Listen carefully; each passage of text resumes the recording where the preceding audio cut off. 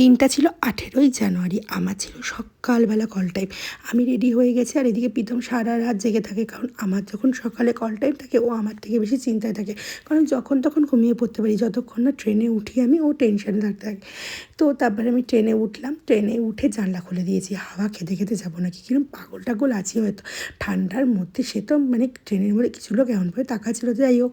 তারপর শিয়ালদা নেমে মৌসুমীর সাথে দেখা হয়ে গেছে, কারণ সে মানে দৌড়াতে দৌড়াতে ট্রেন ধরেছে। ব্রাইডের বাড়ির লোকেশনটা কিন্তু ভীষণ সুন্দর জায়গায়, 200 বছরের পুরনো আমার এই ব্রাইডের বাড়ি কিন্তু আমার চ্যানেলে অলরেডি আপলোড করা রয়েছে, তোমরা কিন্তু যারা যারা দেখো দেখতে পারো।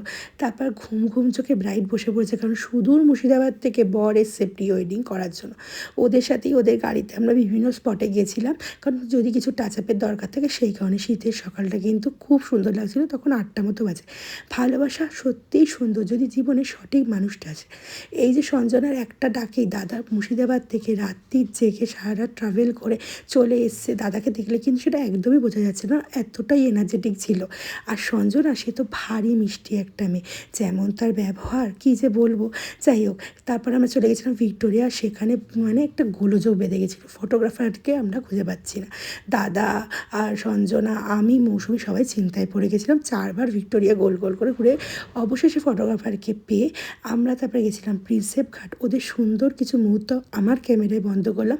ওর আরও সুন্দর সুন্দর লুকের সাথে দেখা হচ্ছে, চলো টাটা।